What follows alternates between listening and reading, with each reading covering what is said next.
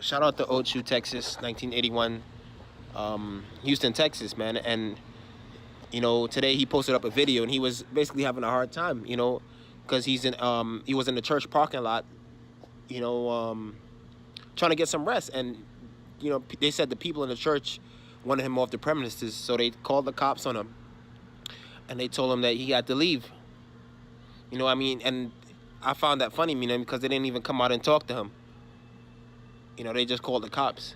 And I sent them a verse, and it was the verse of James chapter 2, verse 2, and so on. And that verse is pretty much talking about, hey, if there's a rich man that comes into your congregation, and you show respect towards him because he has on, fresh garments, good jewelry, and you know that he has money, and you tell him to sit to the front. But then the poor man comes in, and he may not be looking the best. He may look like a bum. His clothes may be foul, but you tell him, hey, you go to the back. We don't want to see you. Pretty much, you hide in the back. Get out of here.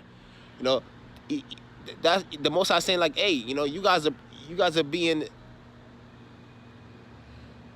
your own judges right now, man. Because did the Most High not say that the poor is going to inherit the kingdom?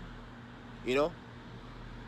He said the poor is going to inherit the kingdom, not the rich.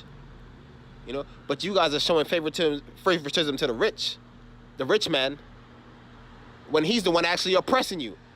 When he's actually the wicked one. So that's basically what the verse was about. And he said, the verse helped him out. It helped him out. And, all praises to the Most High for that. And that just made me think of another verse. The Most High put it on my spirit. And it's in the book of Matthew. So right here, we're in the book of Matthew. And I'm going to read the verse, man. And it's in Matthew chapter 25. And I think I'm going to start at verse 33. And it says, and he shall set up the sheep on his right hand, but the goats on his left. So the Most High is separating the sheeps, the sheeps and the goats. And that's what he's doing right now. And then shall the king say unto them on his right hand, come ye blessed of my Father, inherit the kingdom prepared for you from the foundation of the world. For I was hungered, and you gave me meat. For I was thirsty, and ye gave me drink. I was a stranger, and ye took me in. Naked, and ye clothed me. I was sick, and ye visited me. I was in prison, and he came to me. Then the righteous shall answer him, saying, Lord, when saw we thee hungered, and fed thee, or thirsty, and gave thee drink? When saw we thee a stranger, and took thee in, or naked, or clothed thee? Started asking him, when did we do this? Or when saw we thee sick, or in prison, and came unto thee? And the king shall answer and say unto them, verily I say unto you, inasmuch as ye have done it unto one of the least of these my brethren, ye have done it unto me. So I'm gonna stop right there for a second. So you see right here, the Most High he's showing you that, hey, you have to take care of his people, man, when they're down. And a lot of people think that this verse is only talking about feeding people and clothing people in the physical. Yeah, that's part of it, and a lot of people love that. But it's mostly talking about the word, man. The word. The spiritual food, That's why he said, man shall not live off bread alone. Hold on, let me get the verse, man. Hold on, let me get the verse, and I'm going to come back to it real quick. I want to get that verse. Matthew chapter 4. Matthew chapter 4, verse 4. It is written, man shall not live by bread alone, but every word that proceeded out of the mouth of God. So that's why he said that, man, because, this word is going to help you, man, when you're down. It's not only talking about, the physical aspect of it. And, when he sent me that, when he told me it helped him out a lot, I thought of this verse right here.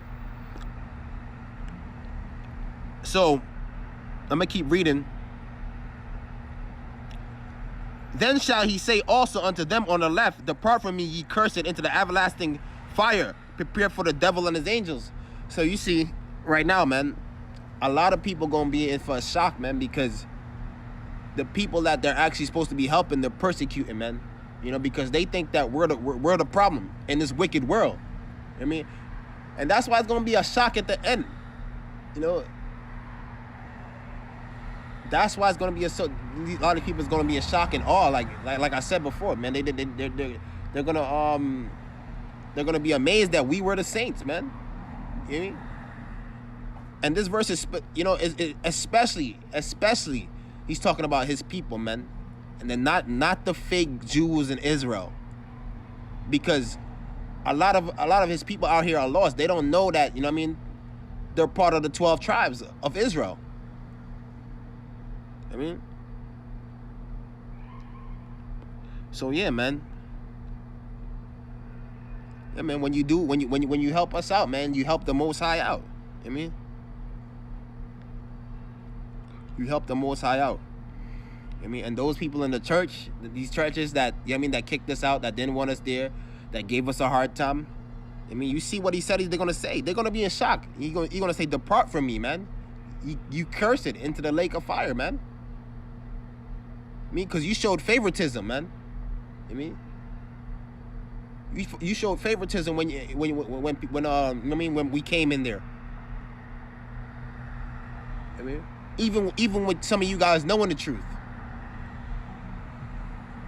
even with you sitting out there reading the Bible every week about Christ and how he was innocent, but they condemned him anyway. But yeah, man, that's all I wanted to point out, man. All praises to the Most High, man. You know what I mean? We gotta lift our brethren up, man, when they're down. I mean, not only with you know what I mean, the physical aspect, but with the word, man. The word. I mean, who would have known? The Most High probably put it in my mind to give him that scripture, man. You know what I mean? So all praises to the Most High for that. You know what I mean?